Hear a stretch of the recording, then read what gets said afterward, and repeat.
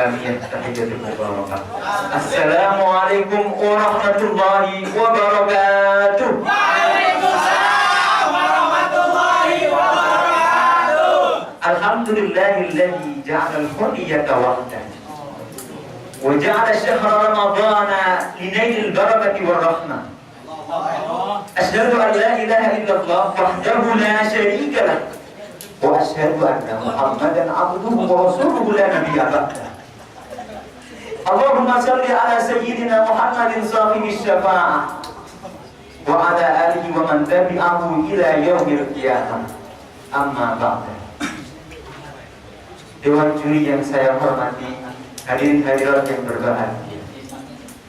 Pertama-tama, marilah kita panjatkan puja dan puji syukur kita kepada Allah Subhanahu wa Ta'ala yang telah memberikan nikmat karunia-Nya kepada kita, sehingga kita dapat berkumpul di majelis yang penuh berkah ini di dalam bulan Ramadan yang penuh berkah ini. Dengan kalimat terindah kita, alhamdulillah. Alhamdulillah. Kedua kalinya salawat ma'assalam semoga tetap tercurahkan kepada baginda Rasul Nabi Muhammad sallallahu alaihi wasallam. Allahumma salli ala sayyidina Muhammad. Karena beliaulah yang menuntun kita dari jalan yang tidak diridhoi oleh Allah menuju jalan yang diridhoi oleh Allah, yaitu ad-dinul Islam wal iman. Hadirin hadirat yang berbahagia, Allah berfirman di dalam Al-Quran, Bismillahirrahmanirrahim. Inna anzalnahu fi lailatul qadr wa ma adraka ma lailatul qadr. Lailatul qadri khairun min alfi syahr. Lailatul qadr, sebuah malam yang dirindukan oleh setiap muslim. Lailatul qadr, sebuah malam yang dimana para malaikat turun dari langit ke bumi atas perintah Tuhannya Allahu Rabbul Azim.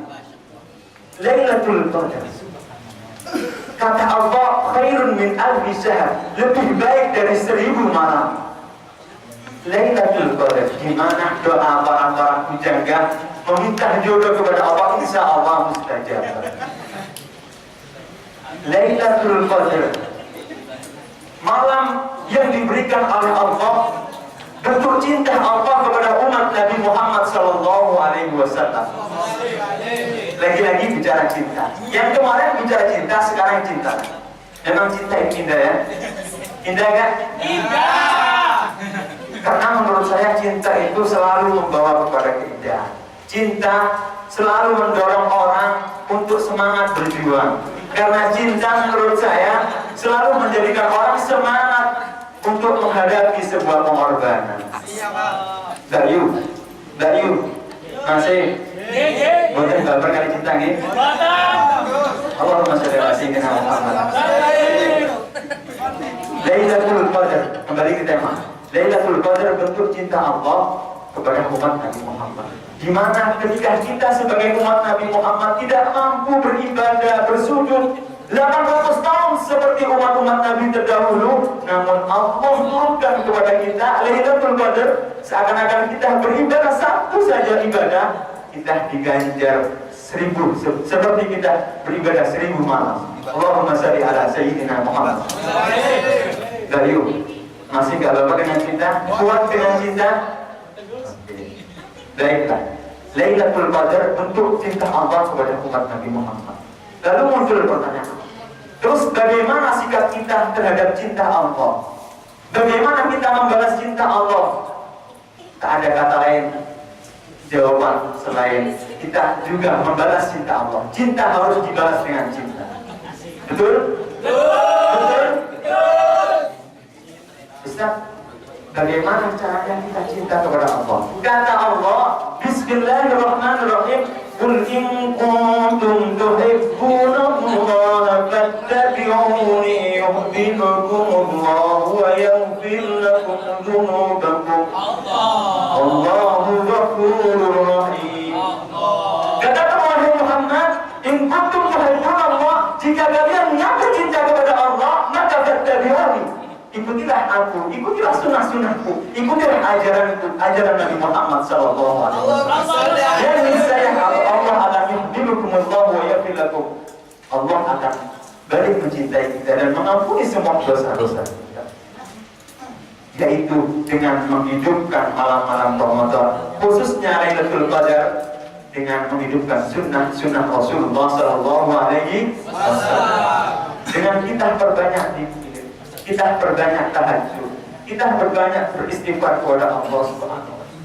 Kita perbanyak sunnah Rasul meskipun dalam hal kecil.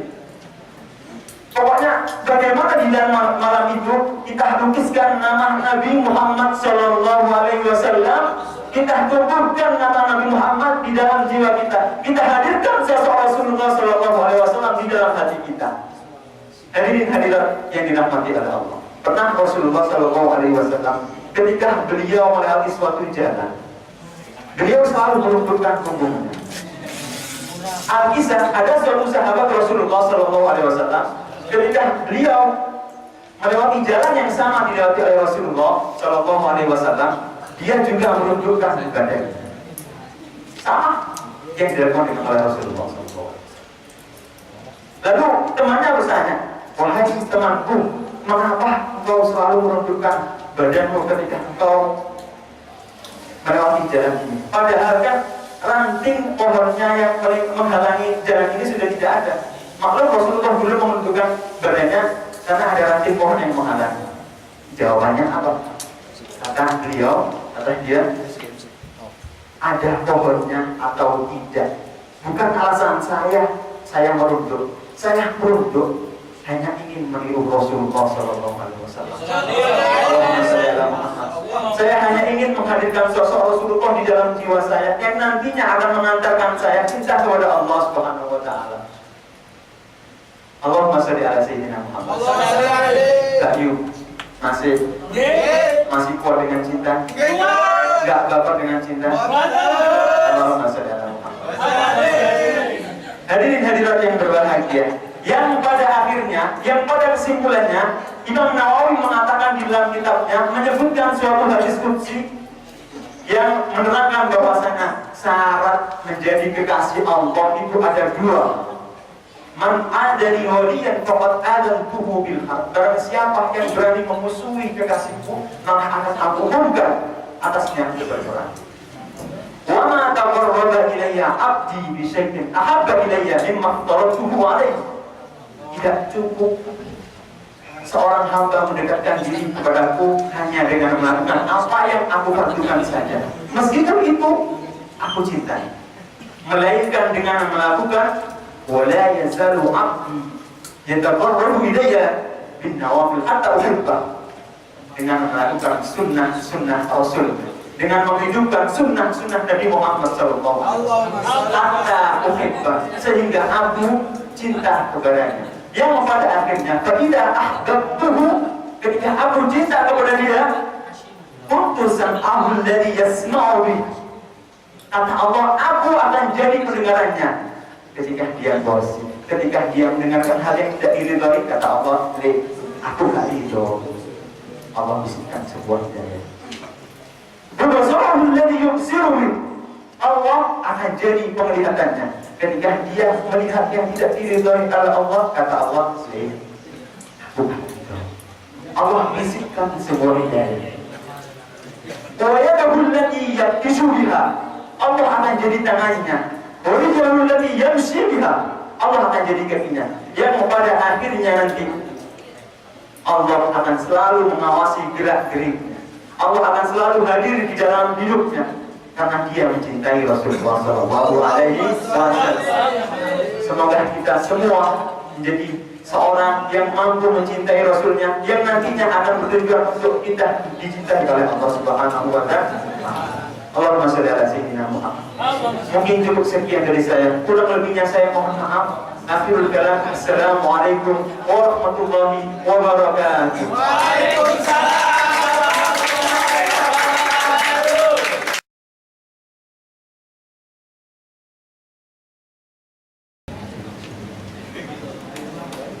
Bismillahirrahmanirrahim. Assalamualaikum warahmatullahi wabarakatuh.